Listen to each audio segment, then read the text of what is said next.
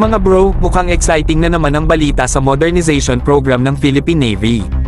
Ayon sa mga netizens na matalim ang mata, isang HDP-2200 offshore patrol vessel, na posibleng ang unang Raja Sulaiman class OPV, ay spotted na mismo sa HD Hyundai Heavy Industries Shipyard sa Ulsan, South Korea.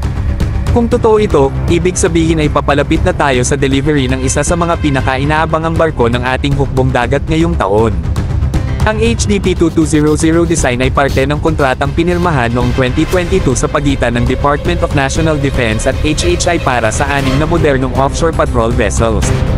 Ang mga barkong ito ang magsisilbing next generation maritime guardians ng ating karagatan, mula sa West Philippine Sea hanggang sa Sulu Celebes region. May mga advanced sensors, modern communication systems, at modular weapon mounts ito na pwedeng lagyan ng surface-to-air at anti-ship missiles in the future. Kung titignan, ang BRP Raja Sulaiman, PS-20, ang magiging flagship ng bagong klase ng OPV, at highly symbolic ang pangalan, mga bro. Si Raja Sulaiman ay kilalang bayani ng Maynila na lumaban sa pananakop ng mga dayuhan.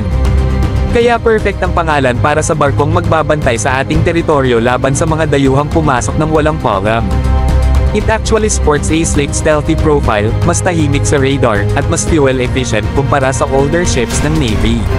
Makikita rin ang influence ng mga modern naval standards ng South Korea na matagal na nating kaalyado sa defense modernization. Kapag dumating na ang Raja Sulaiman at ang 5 pang kapatid nito, asahan natin na lalakas lalo ang maritime presence ng Philippine Navy. Magiging backbone sila ng maritime domain awareness,